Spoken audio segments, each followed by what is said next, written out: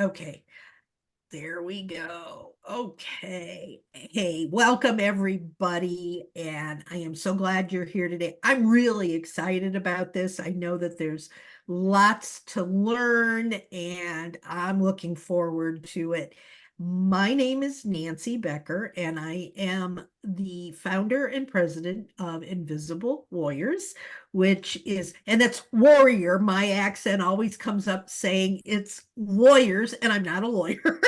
I am a warrior. And I started this organization along with Sandy about 2.5 years ago.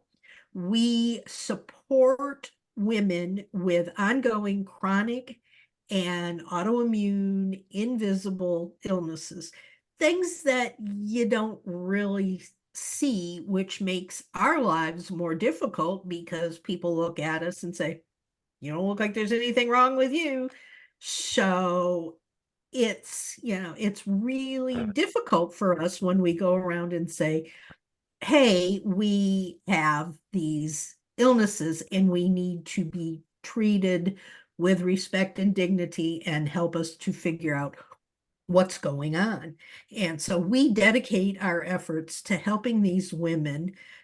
We provide them with resources, reassurance that they're not alone, educational programs, and various forms of advocacy. I am thrilled to share today some details about how we're working to assist you and address some of the challenges we face as invisible warriors, especially when it comes to medical consultations. It can be quite frustrating when we feel like our doctors aren't really listening, they're not understanding what we're talking about.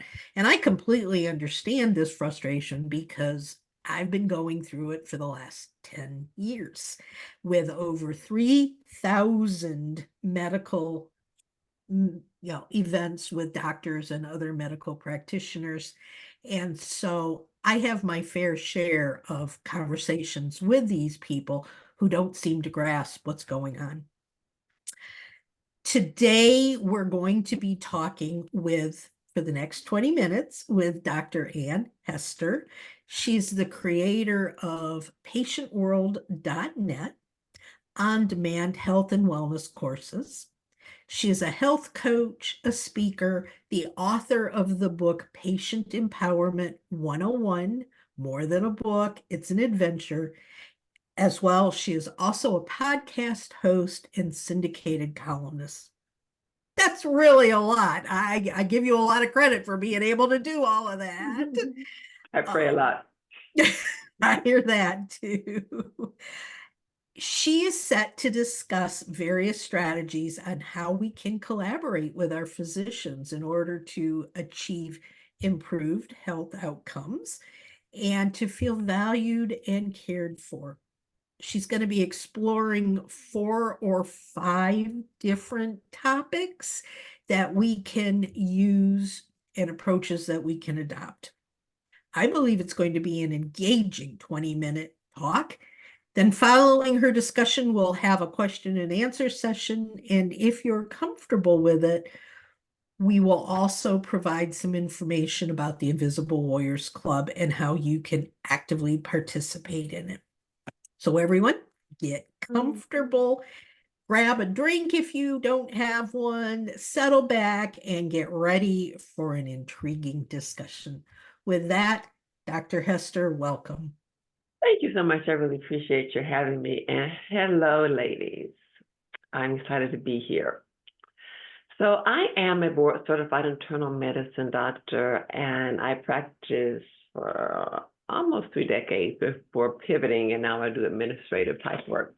Because I have a couple of teenage kids and a 100-pound German Shepherd named Pup Pup and a wonderful husband. At some point you just decide I need to do something differently.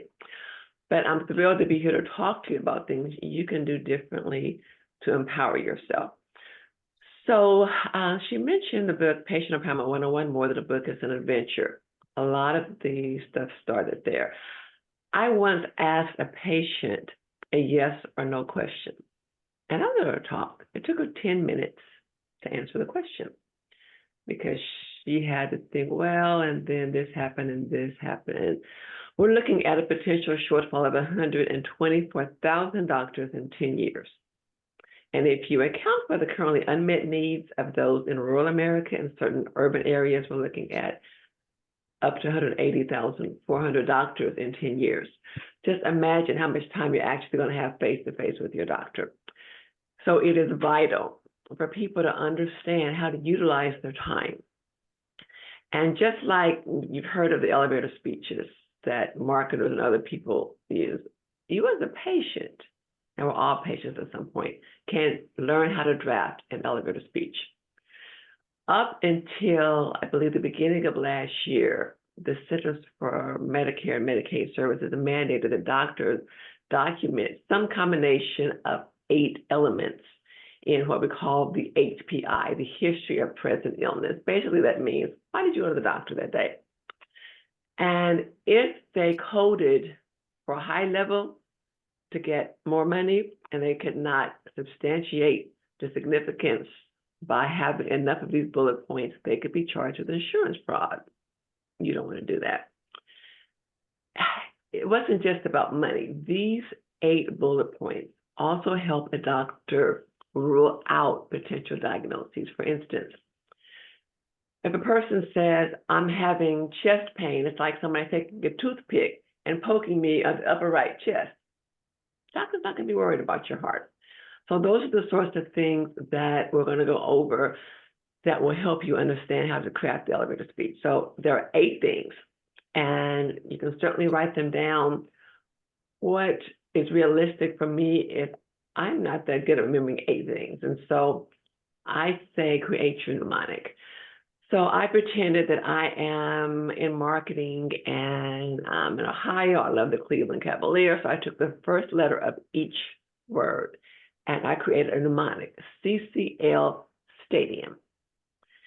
I and you have nothing to do, that's just part of the mnemonic. So we're going to go over the 8 bullet points. C, the context. What were you doing when the symptoms started?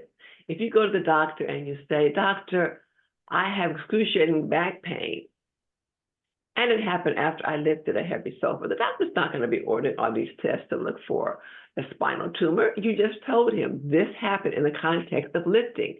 He's going to focus on muscle strain, maybe a couple of other things related to maybe a slip disc or something, but he's not going to go on a wild goose chase. So C is the character. How did it feel? So for instance, sharp, dull, achy, burning. If you go to the doctor, you say, doctor, I have this dull, squeezing chest pain. The doctor is going to think, I need to be worried about the heart. If the pain is a burning sensation, after you eat some specific things, he's going to be worried about reflux.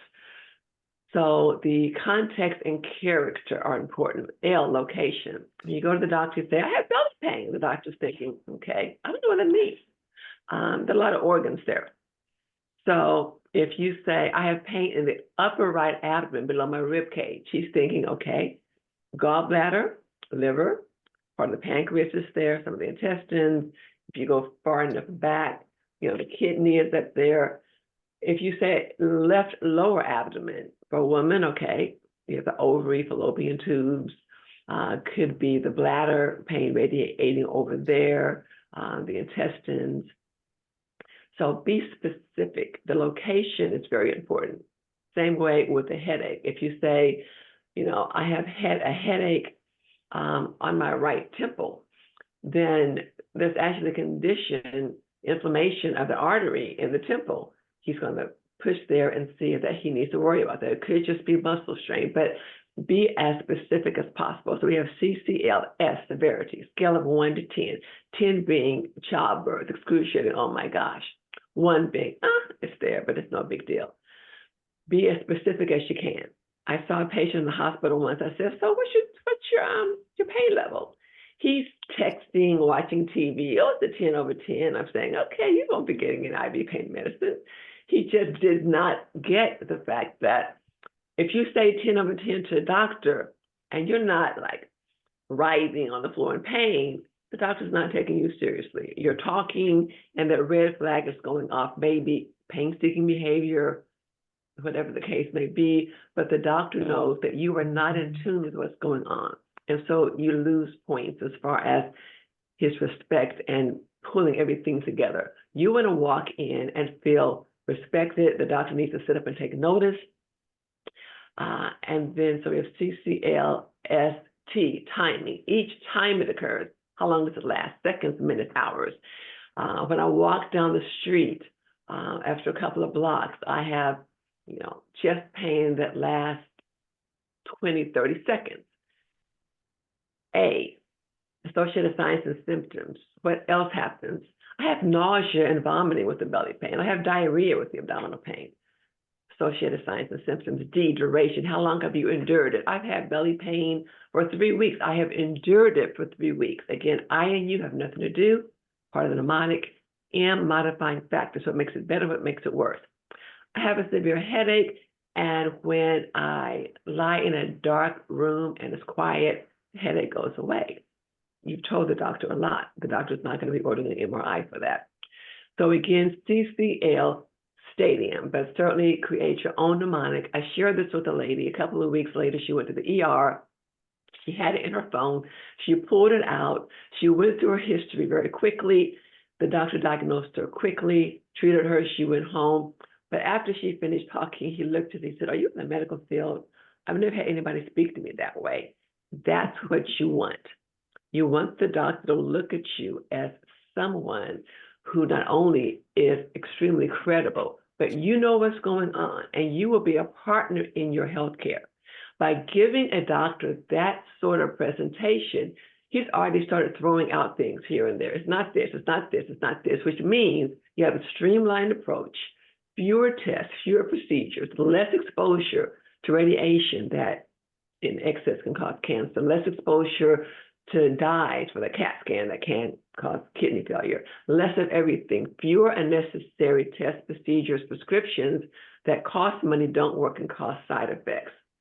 As we walk into unprecedented times in America, 124,000, possibly 180,000 or more doctors short in 10 years, everybody needs to be prepared to get the best care possible in whatever time you have with the doctor. And you need the doctor to look at you like, this is someone I look forward to seeing.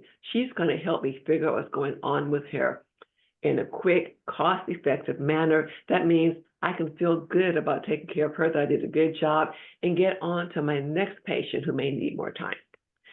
And I strongly suggest that you learn to be respectfully assertive when you see your doctor. If you don't understand something, respectfully say, "Can you repeat that?" Or, "Can you use different words?" Let him know that you don't understand. We didn't know these terms before we went to medical school. We can't even pronounce half of them unless we go slowly. It's okay.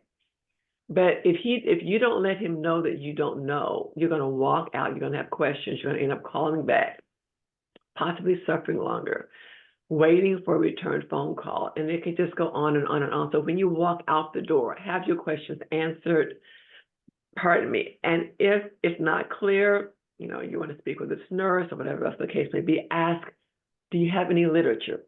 Is there a website that you recommend that I go to get more information? Don't walk out with a diagnosis like some stomach problem or some kidney problem. Be specific. If you say, "I have gastritis, inflammation of the stomach lining," to the next doctor, that's not the same as have some stomach problem, or I may have had ulcers, or it may have been this, may have been that. The more specific you are, the better you'll be able to research your conditions and be able to keep track of what's going on in your own copy of your own medical records that everybody needs. And that can help you go a very far way. And so I don't want to keep talking. I'd like you to interject, ask me specifically, what do you feel, what else do you think is very significant? There are many things I can talk about, but I want to be mindful of the time and address what you feel is most needed. Dr. Ann, can you repeat the IUM? I was capturing it in the notes, but I got lost at that point. Okay. C, context. C, character. L, location. CCL, stadium, S, severity, T, timing, A, associated signs and symptoms, D, duration. I and U have nothing to do. They're part of the mnemonic. Okay. M is modifying factors. That really helps a lot to me. I think that's a really good issue. And I know I see so many doctors all the time, and I go in and I'll go, well, I hurt. And then say, okay, fine. This allows me to actually figure out what I want to say, especially when I'm going to a new doctor that has never seen me before. And I was mentioning before we started, I just went to see a new specialist, and he received almost 1,000 pages of a medical report from the last 10 years of my illness. Oh, and Mm-hmm. he looked through them, but obviously he's not going to have looked through them in depth. That's Absolutely way too not. much. Mm-hmm. So we're going back to see him in a couple of weeks. And now I can literally take the information that you've just said and create a document for him that he will better understand, because right now he's still trying to figure out what's going on, and Mm-hmm. he's not getting the kind of results that he wanted from the MRIs he's had me take, and he's puzzled. And so, if I can give him better information, that's tremendous. What I have a question, what do you do? And you touched on this briefly. I've had doctors who I've gone in and I've said, I have such and such and such and such. And they will look at me and they'll say, I've never heard of it. You're making it up. You're wasting my time. How, as a person with an illness, talk to a doctor that's already got that kind of mentality and doesn't really want to treat you? It depends. How quickly can you get in to see another doctor?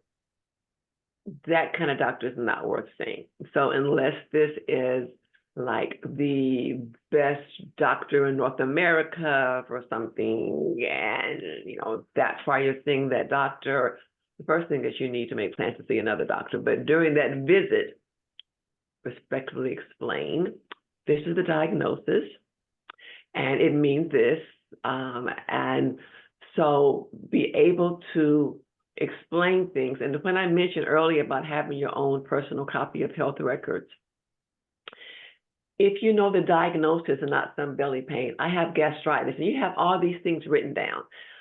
One thing that I do, I have on patientempowerment101.com. If you scroll to the bottom, you can download a mini medical record for free. You just download it, you print the first page, take out the sheet, turn it over, print the second page, and you write the names of your diagnoses down, keep it in your wallet.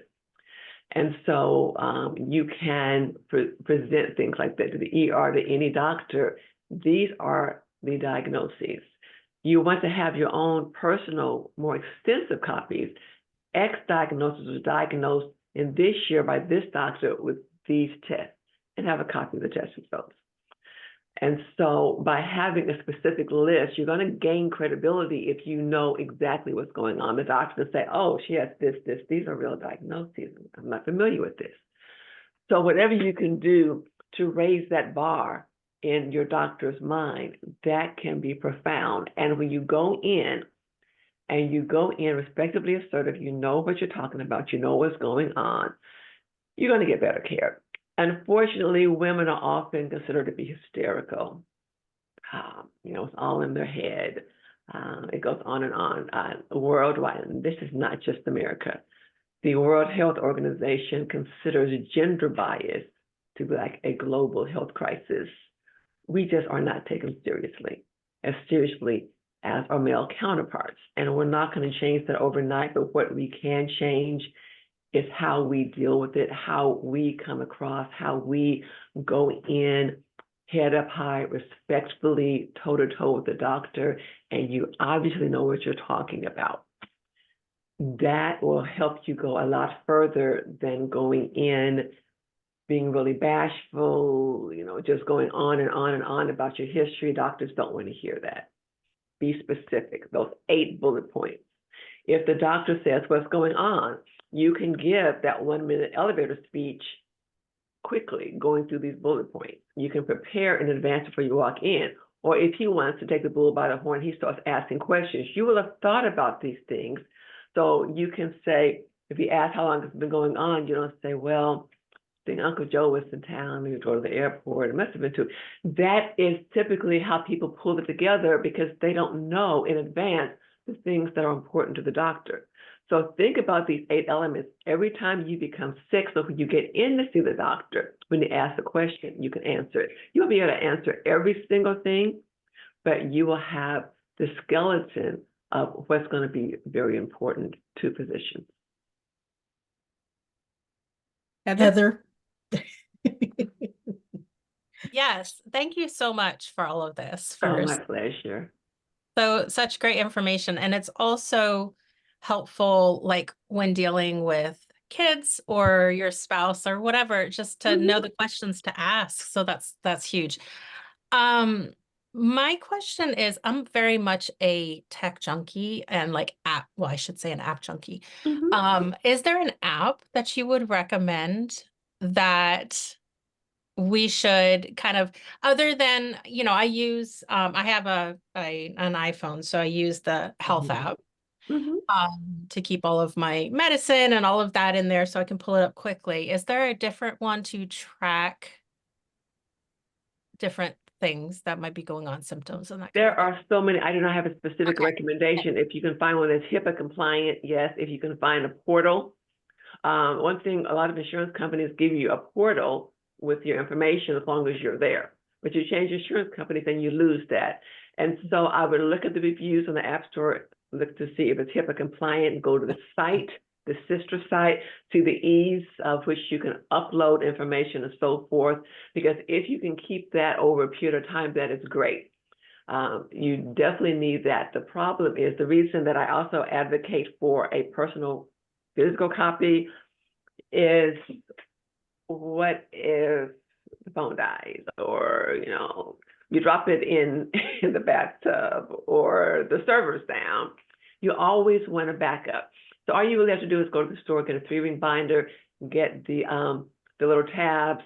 One is medical diagnoses, and do it as much as possible in list form. Because when you go to the doctor, if you bring records like this, the doctor's going to go, oh my gosh, another one of those.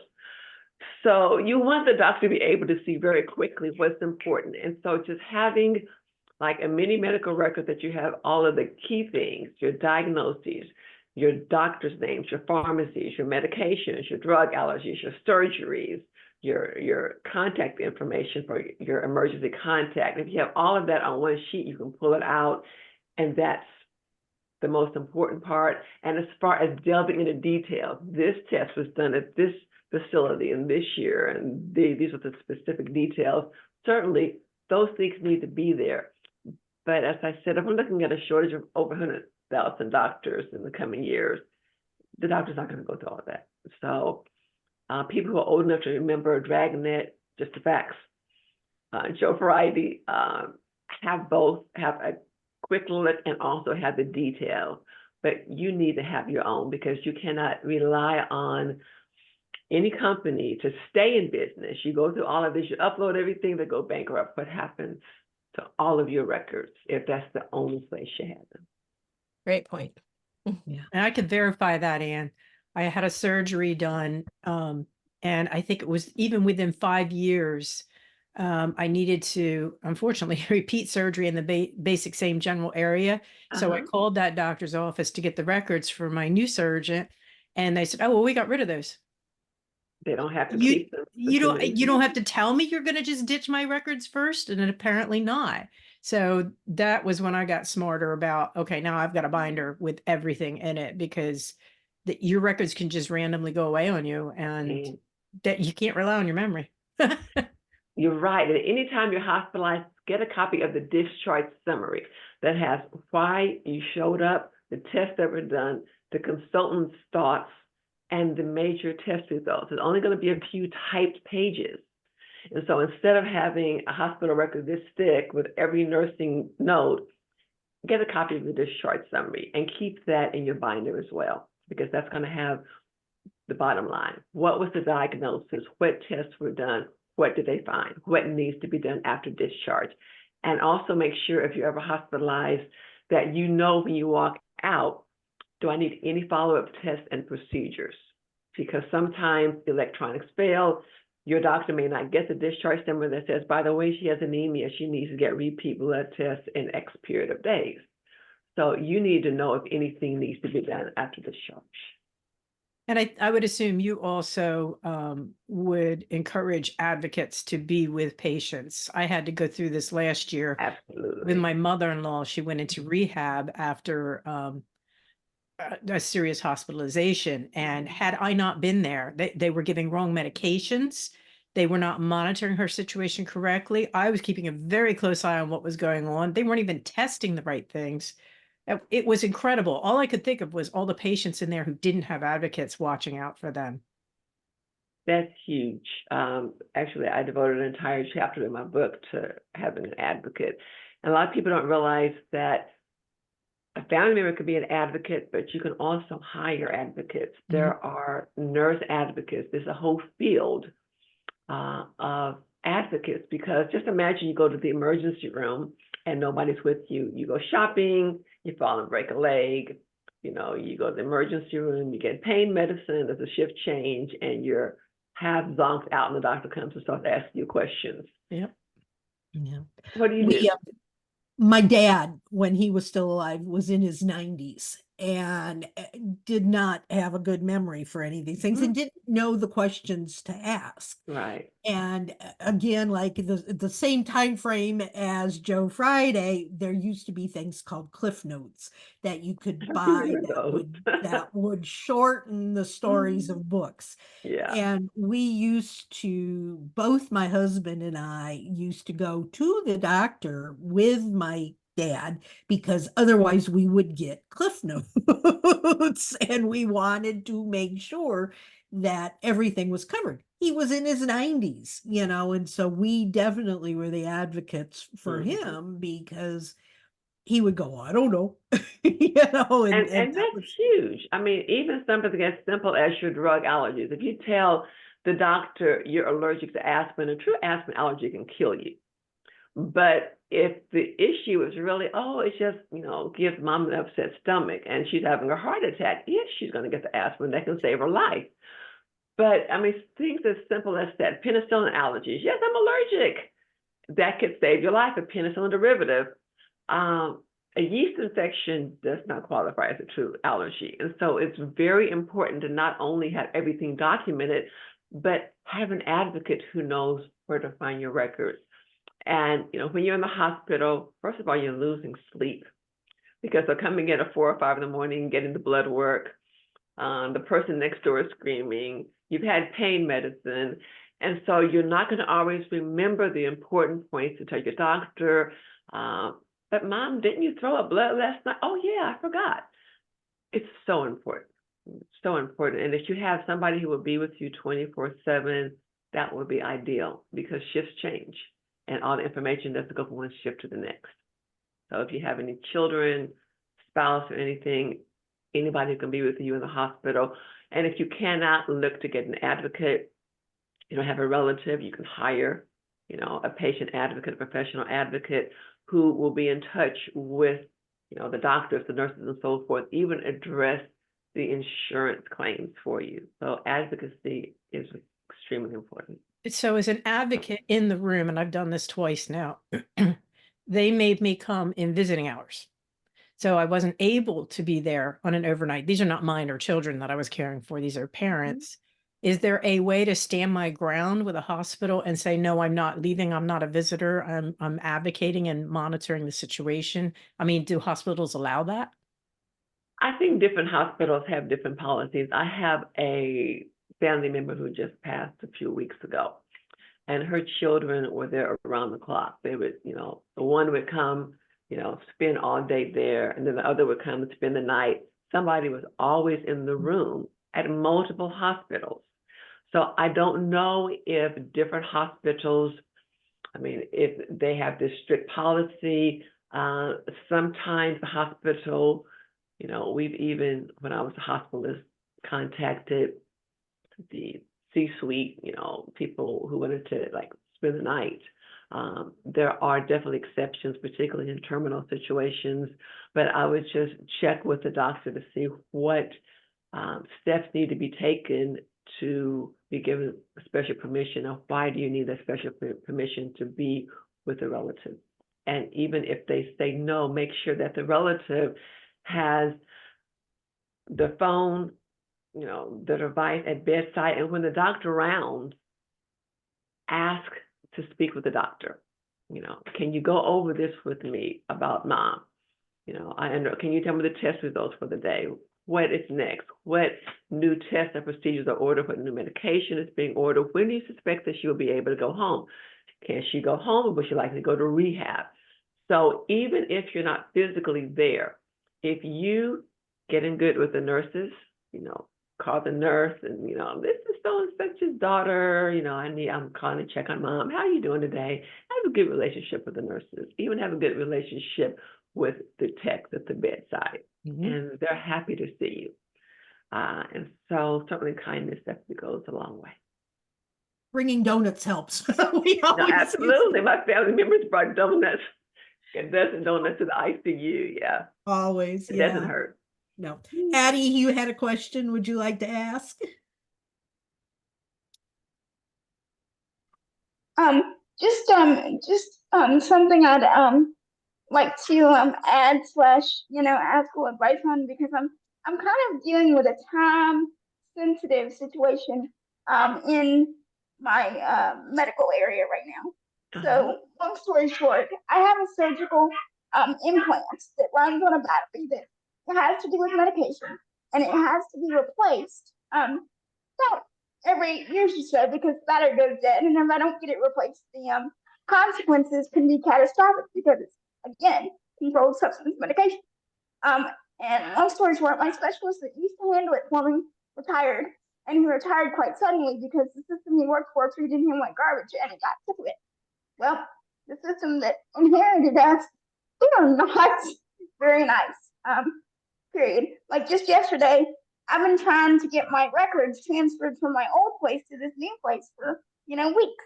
Put in requests and all that sort of stuff, because unfortunately I was one of those people that was not diligent enough up until this point to keep the big old binder of stuff. Okay, and basically they're saying, well, we have 122 patients that need the same stuff that you need done, within not not as closely as I need it done, but within, somewhere within that 8-year period of time, and we can't find a doctor to do it, and we can't get your records. And so finally, my mom and I said, and they even accused my former specialist to my face of committing medical malpractice, and I'm like, that's not your decision to make. So, long story short, my mom and I are having to go through this process of switching doctors, switching insurance for me, all that sort of stuff. And I know that I made some mistakes, but I also have to say, I'm not very happy with the way this system is treating me, because it's like, well, as long as we can prove that we tried to find a doctor to do what this thing is, then even if something happens to you and all those other patients, we're not legally liable, because we quote unquote tried to find a doctor.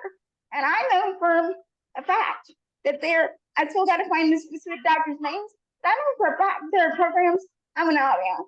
There's a program at UAP that does what I need done, and there's a program in Louisiana that does what I need done, all within a couple hours drive. And they're sitting here telling me they can't find a doctor. I'm thinking, how lazy are you people? You're responsible for people's lives. Come on. So That's hard. That may be a good situation to think about, getting a patient advocate, a professional patient advocate who can make some of those calls for you and look into what you need and help you find somebody.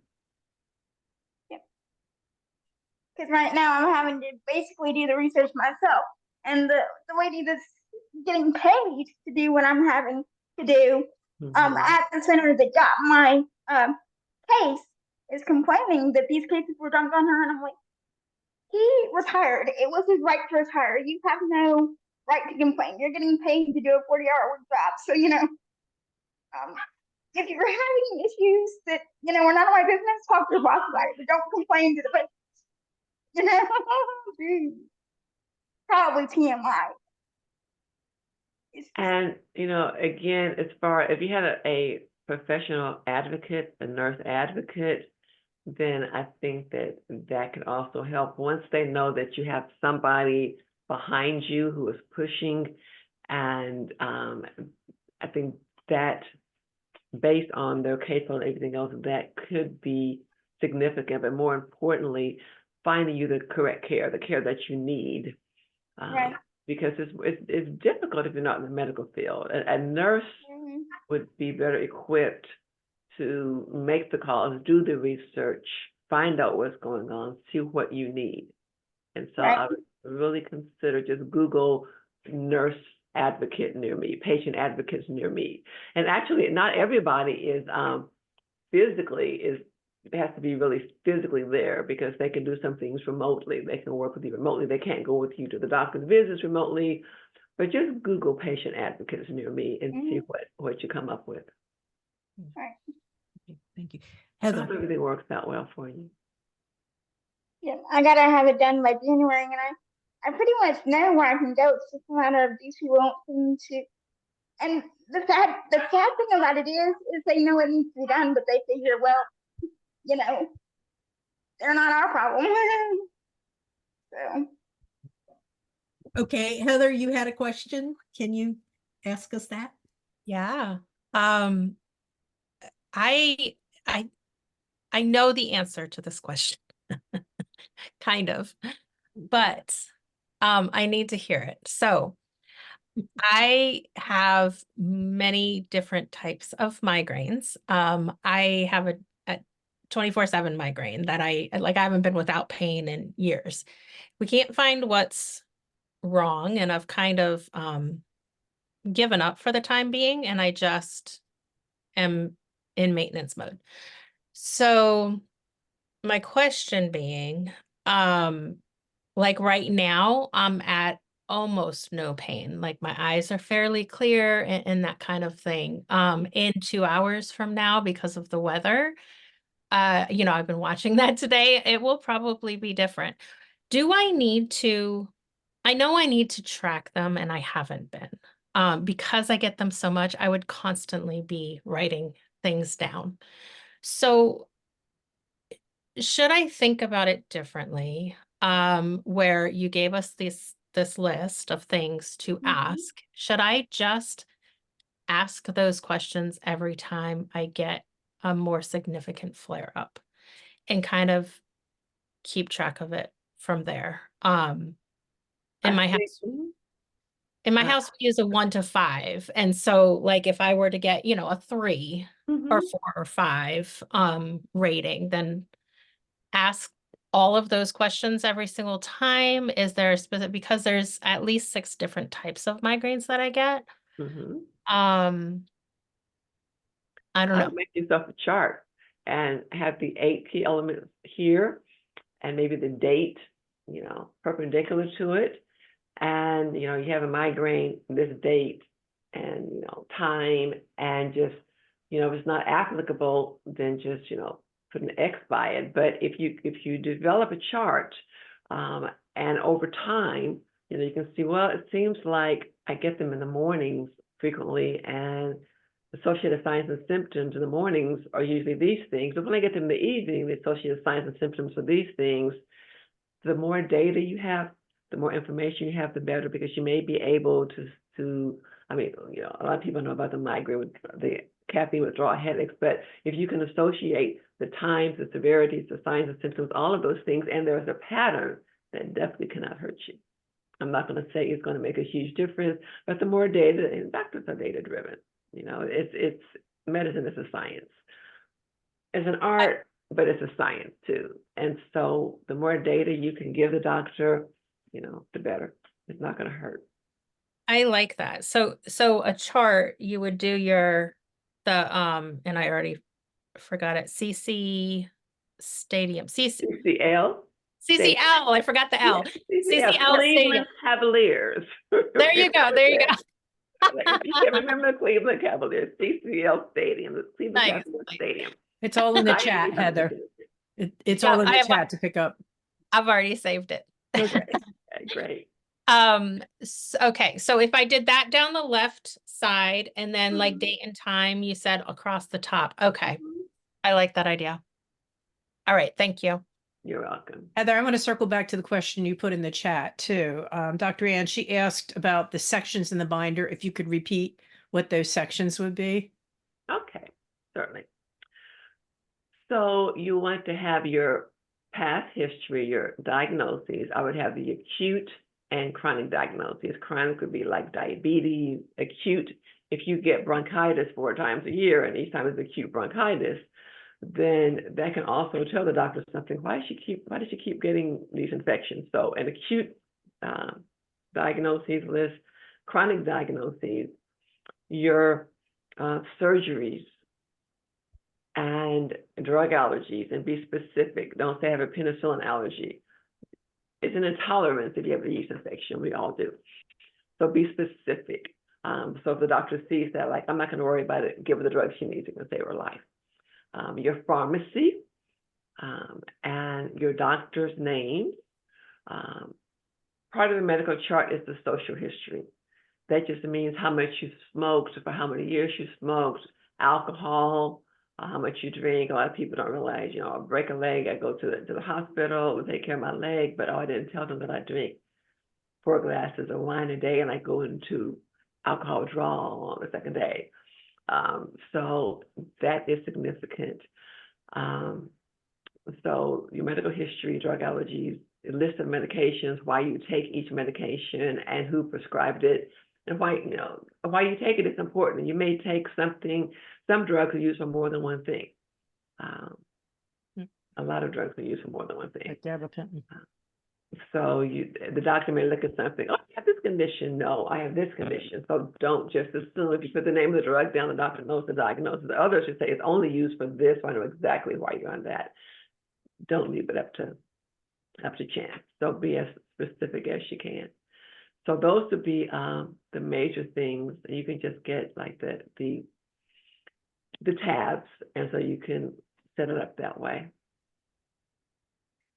Dr. Hester, we're running out of time and we have a few more things. If nobody has any other questions, I want to say thank you so much for all of this wonderful information.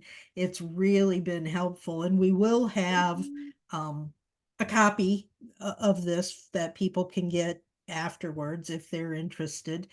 You just need to leave us your email address in the chat. Before we move on, what are you doing right now that you want to share with us? What would you like us to know? So first of all, I just saw it come up about, the test results, I mentioned the discharge summary and so forth. There are a lot of things. The book, Patient Empowerment 101, More Than a Book, It's an Adventure, has a whole chapter about how to create your own records, exactly what you need to put in it. So I'm not going to think of everything off the top of my head because there's so much, but, certainly any hard data, x-rays, lab results, and so forth. I am starting to become a health coach based on women-centered health coaching principles. Women, we don't aim high enough. We don't have the health care that we need. And so I'm going to be doing health coaching specifically for women. I created, after I did the Patient Empowerment 101, More Than a Book, It's an Adventure, I decided to take it to the next level. I created patientworld.net. It is an on-demand platform for health and wellness courses, everything from the world's only interventional cardiologist, who's a professional chef and culinary medicine professor, PBS show chef Dr. Mike does a course on heart disease, the leading cause of death in America. Priya Jasingani, you may have seen her on ABC. She's a health unit contributor. She does the course on obesity. She's an endocrinologist, an obesity expert. I do the Patient Empowerment 101 Masterclass. So the variety of on-demand courses is not like YouTube where you just watch a video. These are broken down into different modules questions may come on the screen that you need to answer the question, make sure you were paying attention. They're downloadable resources. Some of them even have these cute little quizzes, little crossword puzzles, but it's all about reinforcing these concepts over and over. And those courses, almost all of them are going to be available at a significant discount through Invisible Warriors in the near future. So basically right now, I'm health coaching, starting health coach. I am a columnist. I'm just focused on empowering people. There's just no reason people need to suffer and die like this. It's craziness. And That's so, so wonderful. Thank you so much. thank you for having me. I'm going to switch real quickly here. If you will give me permission, we want to share just a little bit about the Invisible Warriors Club, which is our main source of support for women at the moment. And it's a private, safe community, unlike Facebook, which is monitored and censored. And this one is private and safe. And I am actually going to pass the baton to Sandy, who is the vice president and primary supporter of Invisible Warriors. And she's going to give you a quick sneak peek behind the scenes. Thanks, Nancy. All right, I'm going to share the screen and let y'all see what this looks like. And I've been here already, so I'll go back to the beginning. As Nancy pointed out, when we decided we wanted to offer a community, we realized we wanted it to be in a safe space. We realize we're asking people to go to a new app, learn a new app, and that's why we wanted to share it with you today. Sandy, excuse me a second. You're showing the wrong screen. Oh, okay. Thank you. Try that again. Don't know what you were seeing, but it's supposed to be Safari Invisible Warriors. All right, let's see if it works this time. Are we looking at it now? There you go. You got her. All right. Sorry about that. I don't know where Zoom does that to me sometimes. So we wanted to choose an app that would give us a place that we could monitor what was going on and not face some of the interference that the Facebook groups have. Plus, we wanted it safe and private. So we are using something called heartbeat.chat. And this is basically what it looks like when you come in. We have what are called chat channels. So the first thing you'll see are announcements. So whatever is going on that's new, that's going to show up in here. And you can see it's just threads, like anything, any other app that you see out there today. There's a little section called Start Here. So when you're new, this is a great place to go and learn some things, learn about what groups we have, how to get into those groups. And because I'm not in my admin role, you can't see the groups. I did that to myself. So take a look at the list here. And if you don't see a group that applies to something you have, all you have to do is ask and we'll create a new one. But for example, I have Lyme disease, or have had, and malady debarkment and tinnitus and all kinds of fun things going on. So I'm in a number of these groups. So feel free to ask about joining more than one. But the conversation in these spaces is specific to that room name, which is really great. So like Heather wants to talk to other people with migraines who get it. They understand the weather's changing. Here we go again. That feeling of solidarity really helps you feel stronger going forward. You're not in this alone. There are other people suffering from the same things you have. We have a space where you can introduce yourself just very briefly. We only just kind of ask you, where do you live? You can come in here and tell us more if you want, but we're not pushing anyone to share a whole bunch of personal information unless they're ready. There's some FAQs that explain the Heartbeat app, how to do things. And if you need to know how to do something that's not in that, feel free to ask. We will add that because this is a work in progress and the group members are helping to build it. We have just a general chat, stuff that kind of pertains to everyone, little things going on about everybody's day. And this is almost like dealing in Facebook Messenger. You just come in and chat. If you've got general questions, they can go here. We like to celebrate wins. I mean, Invisible Warriors face a lot of hard days, and it's important to remember that they're not all bad. And so we, come in and celebrate. Here's some that Nancy had, right? We come in and celebrate those. This water cooler live is a way to start an actual voice room or a video chat with someone right in the app. So that's an interesting thing. And then we've recently added some books that we're learning about that everyone might want to benefit from. We have courses set up over here, and they will continue to be, more will be added, including Dr. Hester's. We have resources that you can access here as well. Many of us, believe it or not, have written books. So we have books in here. They're not for sale in the community per se, but you click the link and it can take you to Amazon, or you can even go to the Invisible Warriors website and buy it there. So this is a way we can support each other. If you've got products that are for sale, we want to make sure that our members can offer those. So we have a specific space for that. And then just some articles. Nancy's been doing a great job of adding in some videos and some articles, just explaining things, right? Because sometimes, especially if we're new to this, we don't know everything we need to know. There's a place where we can host events, and you can see today's event is in there, and our Silent No More benefit concert on June 1st is coming up, also listed in there. And then you can see who else is here. These are our members, right? So that is just kind of a very fast overview of what the Invisible Warriors Club looks like. And if you're not a member, we'd like to invite you to join that today. And we have a little bonus for you to get this more interesting to you. Come to the Table is a monthly event that Invisible Warriors holds, but we plan to have more events that are specific to the community members. So if this has been beneficial to you today, you might want to consider becoming a part of our group so that you have access to all of those resources, courses, and more events going forward. And with that in mind, today we'd like to give you an Invisible Warriors packing list. So if you're traveling, the things we all tend to forget, sometimes our brains get foggy. So having a packing list is a good way to handle that. We're going to have a cheat sheet we're creating off of Dr. Hester's presentation today. That will be included. And then a copy of this recording. So we hope that that's enough to interest you in joining. And in case you're wondering, well, that's great, how much? We are a nonprofit, so it is a donation, but we also are aware that Invisible Warriors sometimes struggle with their levels of income. So we have it very affordably priced at only $10 a month.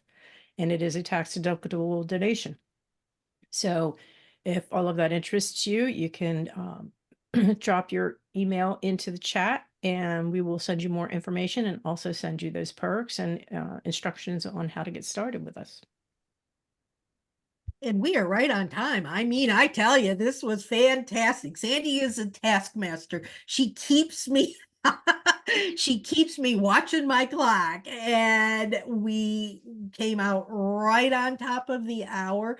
I want to thank you all again for being here. Hopefully you've learned some information that you can use going forward, and we would love to be able to have you be a part of the community. Next month's Come to the Table is talking to an insurance broker who does more than insurance. She gets very in depth into why insurance does the things it does. Why does the insurance company tell the doctor you can use this test, but you can't test for this thing, and all of the different, and I didn't know this, but she was telling me the other day that it's actually oftentimes controlled by the individual state that you live in, which I thought was amazing. And I did not know that. And that's what she's going to be talking about next month. Our Come to the Tables are always the third Wednesday of the month at 11 o'clock. Heather, the link to Dr. Hester's book is in the club under books. So you should be able to find it there. And so I am going to, unless there's any other questions, Dr. Hester, thank you so much for being thank you for with having me. us. We look forward to a long connection with you and hope that we're able to support you and in everything that you've done. So with that, guys, thank you so much for being with us. And if you're interested in anything, put your email in the chat and we will get back with you soon. Until next time, y'all, thanks and have a wonderful